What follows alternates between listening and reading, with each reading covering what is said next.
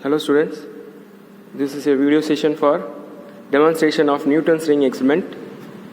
The aim of the experiment is to determine the radius of curvature of given convex lens and hence to find the focal length of the convex lens. For this experiment, the apparatus required are a travelling microscope, a sodium vapor lamp, Newton's ring apparatus, reading lens, biconvex lens, a glass plate. This is travelling microscope. So this is microscope which is connected with a vertical pillar.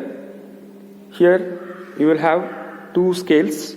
One is along horizontal direction and another one is along vertical direction.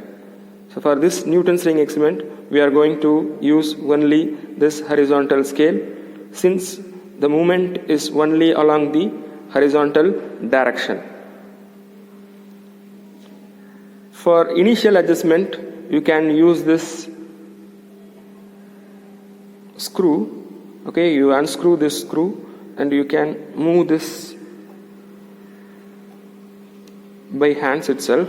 So you keep the position, okay, you keep the microscope position and then you tight this. After that, while taking the reading, you can use this screw for fine tuning and for small displacement.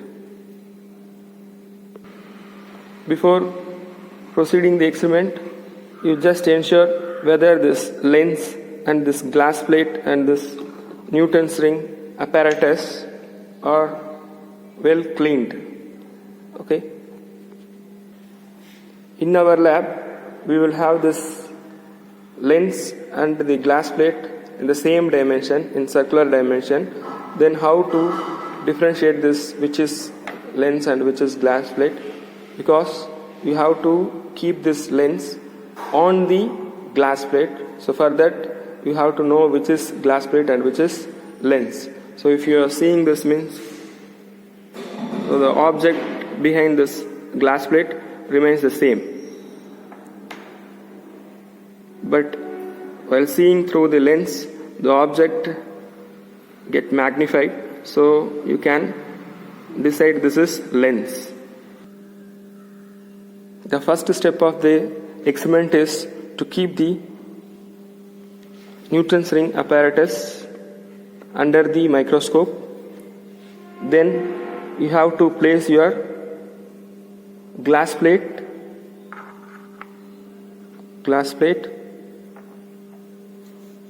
Then you have to place your biconvex lens on that glass plate.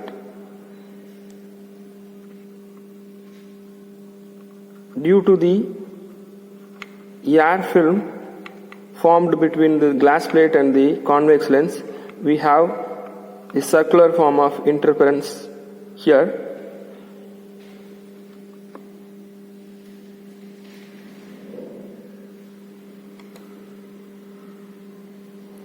You have to focus that interference pattern through your microscope.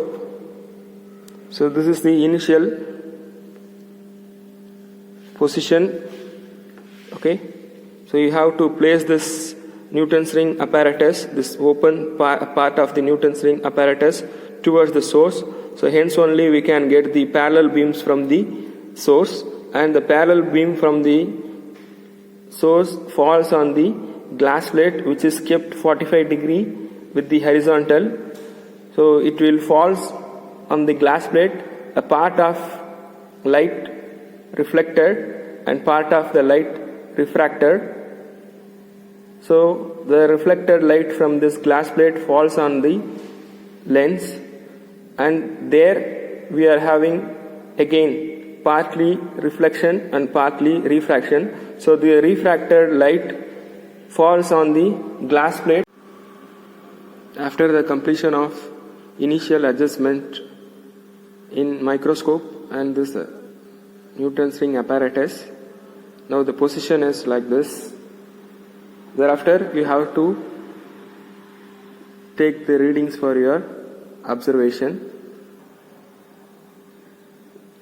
So for this experiment, the aim is to find the radii of the curvature and the focal length of the given biconvex lens. So this is the formula to obtain the focal length.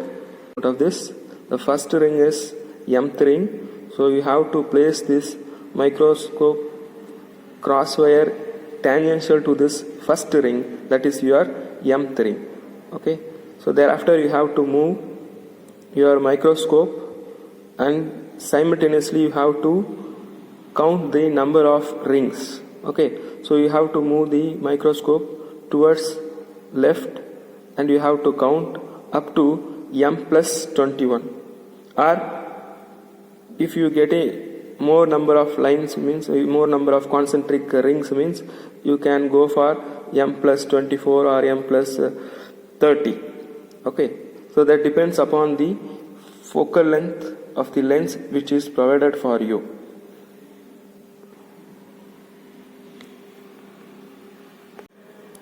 This is the tabular column for your observations.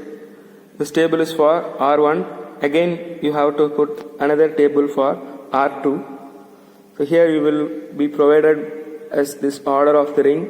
So it will be m plus 21, m plus 18, m plus 15, m plus 12, m plus 9, m plus 6, m plus 3 and m, because you are going to take the readings from m plus 21. I said already. Now you have to move the microscope up to m plus 21, or if you are getting more number of lines, means you can extend those things. So now I am moving this 1,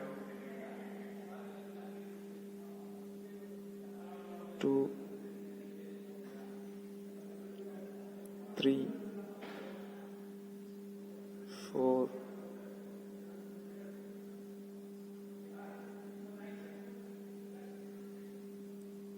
5,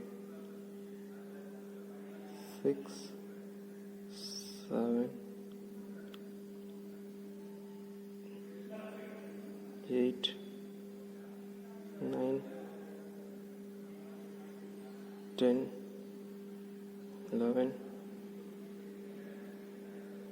12, 13, 14, 15, 16, 17, 18, 19, 20, 21.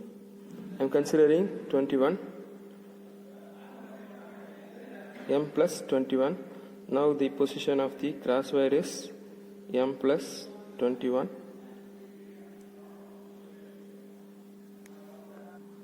After placing this crosswire at the m plus 21 ring, you have to take your first reading for this observation. So that is for m plus 21, you have to take main scale reading, and as well as you have to take this vernier coincidence also. So here I already explained you the zero of the vernier is coinciding with some divisions of main scale, that is your reading. Here this is 0, this arrow mark represents the 0. So now I have to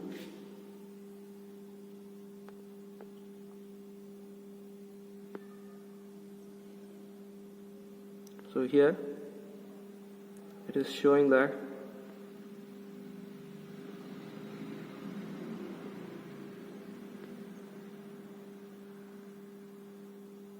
so here it is 13.5. Each division representing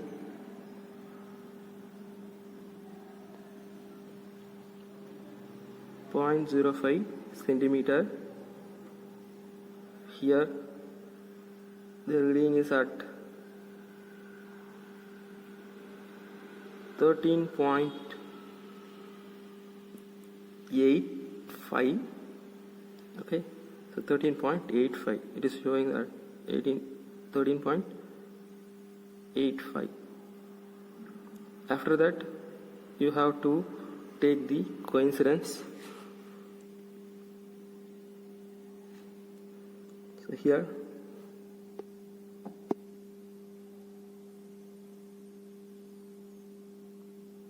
you can use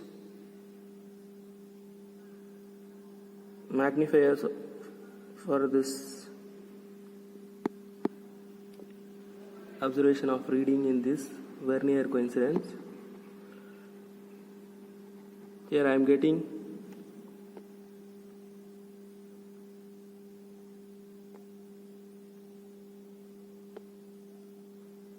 Vernier coincidence as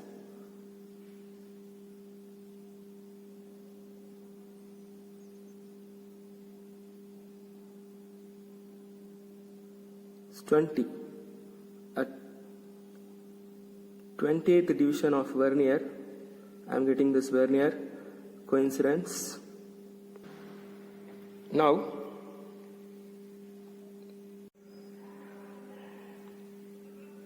for the next 3 rings,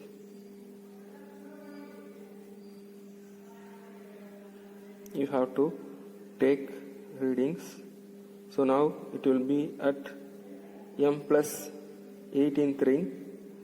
Then you have to take readings again in your main scale and your Vernier scale coincidence, and then you have to move this microscope towards right for the next 3 rings, that will be m plus 15 and up to m plus 15, m plus 12, m plus 9, m plus 6, m plus 3. You will be reaching this m again. Then you have to take the readings for mth ring in the right. So mth ring for the right, and then you have to take the readings like m plus 3, m plus 6, m plus 9, m plus 12, m plus 15, m plus 18, m plus 21. Repeat the experiment to determine the other side radius of curvature too. The same procedure